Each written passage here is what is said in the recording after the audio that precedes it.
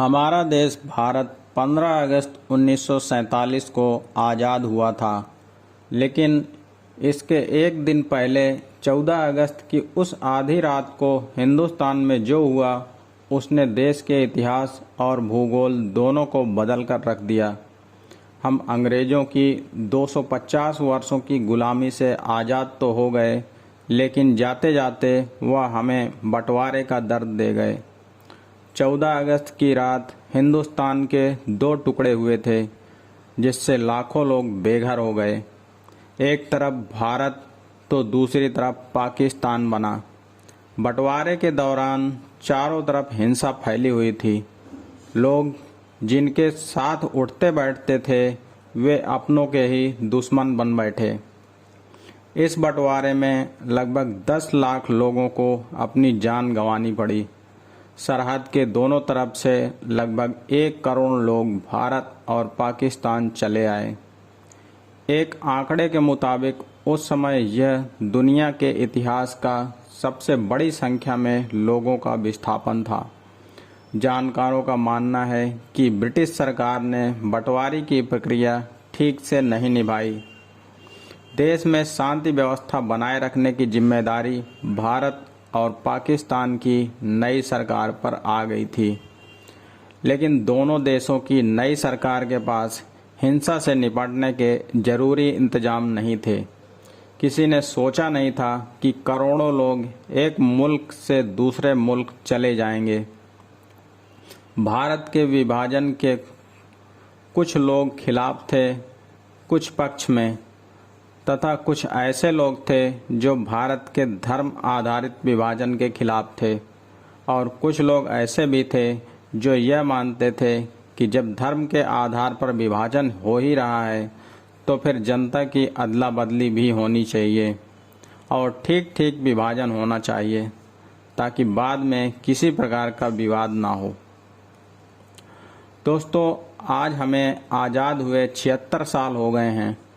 एक मुल्क आज़ादी के पहले पल में क्या महसूस करता है, कैसी रही होगी आज़ादी की वो रात, वो पहली सुबह जब लोगों ने पहली बार दिल्ली की इमारतों पर तिरंगे को लहराते हुए देखा होगा। हम आपको 14-15 अगस्त 1947 की रात और अगली सुबह के उन पलों का जीवंत रूप में पेश करेंगे, ताकि आप भी उस पल को महसूस कर सकें।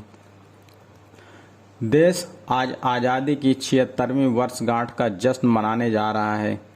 हाथों में तिरंगा और जुबां पर जय हिंद के नारे लिए आज हर हिंदुस्तानी उस रात के बारे में जानना चाहता है, जब हमारे पूर्वजों ने पहली बार एक आज़ाद मुल्क में सांस ली होगी। कैसी रही होगी 14 व 15 अगस्त 1947 की रात। कैसा रहा होगा अपनी दिल्ली का नज़ारा।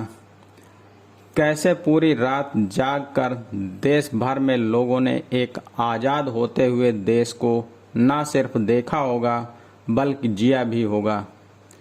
कैसे अंग्रेजी शासन के खौफ से पीछा छुड़ाकर खुद के पैरों पर खड़े होकर भारत ने एक रात में शताब्दियों के गर्दो गुबार झाड़कर फेंक दिए होंगे। कैसी रही होगी वो रात और वो आज़ादी की पहली सुबह। मशहूर लेखक डोमिनिक लेपियरे और लैरी कॉलिंस अपनी किताब फ्रीडम एट मिडनाइट में 14 अगस्त 1947 के ऐतिहासिक दिन का चित्रण करते हुए लिखते हैं, सैन्य छावनियों, सरकारी कार्यालयों, निजी मकानों आदि पर फहराते हुए यूनियन जैक को उतारा जाना शुरू हो चुका था। 14 अगस्त को जब सूर्य डूबा तो देश भर में यूनियन जैक ने ध्वज दंड का त्याग कर दिया, ताकि वह चुपके से भारतीय इतिहास के भूतकाल की एक चीज बनकर रह जाए। समारोह के लिए आधी रात को धारा सभा भवन पूरी तरह तैयार थी। जिस कक्ष में भारत के वायसरायों की भव्य ऑयल पेंटिंग्स लगी रहा करती थी, वहीं अब अनेक तिरंगे झंडे शान से लहरा रहे थे। लेपियरे और कॉलिंस लिखते हैं, 14 अगस्त की सुबह से ही देश के शहर शहर गांव-गांव में जश्न शुरू हो गया था। दिल्ली के बाशिंदे घरों से निकल पड़े। साइकिलों, कारों, बसों, रिक्शों, टांगों, बैलगाड़ियों, यहाँ तक हाथियों, घोड़ों पर भी सवार होकर लोग दिल्ली के केंद्र यानी इंडिया गेट की ओर चल पड़े। लोग नाच गा रहे थे, एक दूसरे को बधाइयाँ दे रहे थे और हर तरफ राष्ट्रगान की धुन सुनाई दे रही थी। चारों दिशाओं से लोग दिल्ली की ओर दौड़े चले जा रहे थे। टांगों के पीछे टांगे, बैलगाड़ियों के पीछे बैलगाड़ियाँ, कारें, ट्रकें, रेलगाड़ियाँ, बसें सब लोगों को दिल्ली ला रही थीं। लोग छतों पर बैठ कर आए, खिड़कियों पर लटक कर आए, साइकिलों पर आए और पैदल भी। दूर देहात के लोग ऐसे भी आए जिन्हें गुमान तक नहीं था कि भारत देश पर अब तक अंग्रेजों का शासन था और अब नहीं है। लोग गधों पर चढ़े, घोड़ों पर चढ़े, मर्दों ने नई पगड़ियाँ पहनी, औरतों ने नई साड़ियाँ। बच्चे माँ बाप के कंधों पर लटक कर गए। देहात से आए बहुत से लोग पूछ रहे थे कि यह धूम धड़ाका काहे का है, तो लोग बढ़कर बता रहे थे, अरे तुम्हें नहीं मालूम, अंग्रेज जा रहे हैं, आज नेहरू जी देश का झंडा फहराएंगे, हम आज़ाद हो गए हैं। गांव देहात से आए लोग अपने बच्चों को आज़ादी का मतलब अपने अपने हिसाब से समझा रहे थे कि अब अंग्रेज चले गए, अब हमारे पास ज़्यादा पशु होंगे, हमारे खेतों में ज़्यादा फसल हुआ करेगी, अब कहीं आने जाने पर रोक नहीं रहेगी। ग्वालों ने अपनी पत्नियों से कहा कि अब गायें ज़्यादा दूध देंगी क्योंकि आज़ादी मिल गई है। लोगों ने बसों में टिकट खरीदने से इनकार कर दिया। भला आज़ाद मुल्क में भी कोई टिकट लगा करते हैं। आज़ादी का समारोह देखने आया एक भिखारी उस विभाग में दाखिल होने लगा जो विदेश के राजनीतिज्ञों के लिए आरक्षित था। जब सिपाही ने पूछा कि तुम्हारा आमंत्रण पत्र कहाँ है, तो वो चकित हो गया। आमंत्रण? उसने कहा, अब कैसा आमंत्रण? हम आज़ाद हो गए हैं, समझे? अब कोई बड़ा छोटा नहीं होगा, सब बराबर होंगे। सबकी आंखों में आज़ाद भारत को लेकर अपनी एक समझ थी, अपनी एक सोच थी, अपना एक सपना था, क्योंकि इनमें से कोई भी कभी आज़ाद मुल्क में नहीं रहा था। लोग देखना चाहते थे कि एक आज़ाद मुल्क होता कैसा है। डोमिनिक लेपियरे और लैरी कॉलिंस लिखते हैं, नेहरू के ऐन सामने खद्दरधारियों की जो भीड़ उस भवन में ठसाठस भरी बैठी थी, वह उस राष्ट्र की जनता का प्रतिनिधित्व कर रही थी जिसका जन्म उस आधी रात को बस होने ही वाला था। वे तमाम प्रतिनिधि परस्पर बहुत भिन्न थे, लेकिन उस विभिन्नता के बावजूद अब वे इतने एक होने जा रहे थे कि अनेकता में एकता की वैसी मिसाल विश्व में अन्यत्र कहीं भी नहीं मिलेगी। संविधान सभा के समक्ष नेहरू प्रस्ताव रख रहे थे कि ज्यों ही आधी रात की टंकार समाप्त होगी, हम सब उठ पड़ेंगे और भारतीय जनता की अधिकतम सेवा करने की शपथ लेंगे। सभा भवन से बाहर आधी रात के आकाश में अचानक बिजली कड़क उठी और मानसूनी बारिश टूट पड़ी। भवन के चारों तरफ से हजारों भारतीयों ने घेर रखा था। वे भीगने लगे। चुपचाप क्षण क्षण नज़दीक आ रही उस आधी रात की संभावना ने उन्हें इतना रोमांचित और तन्मय कर रखा था कि भीगने का उन्हें पता ही नहीं चला।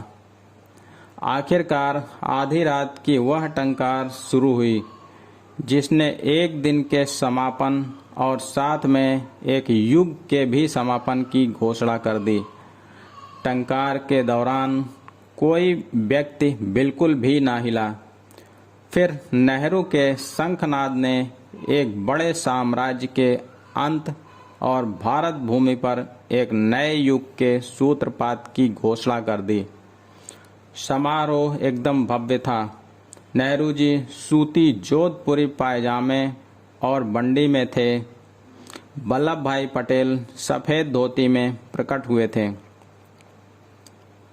R.L. हांडा लिखते हैं, रात 3 बजे तक शपथ ग्रहण आदि के बाद समारोह समाप्त हो गया।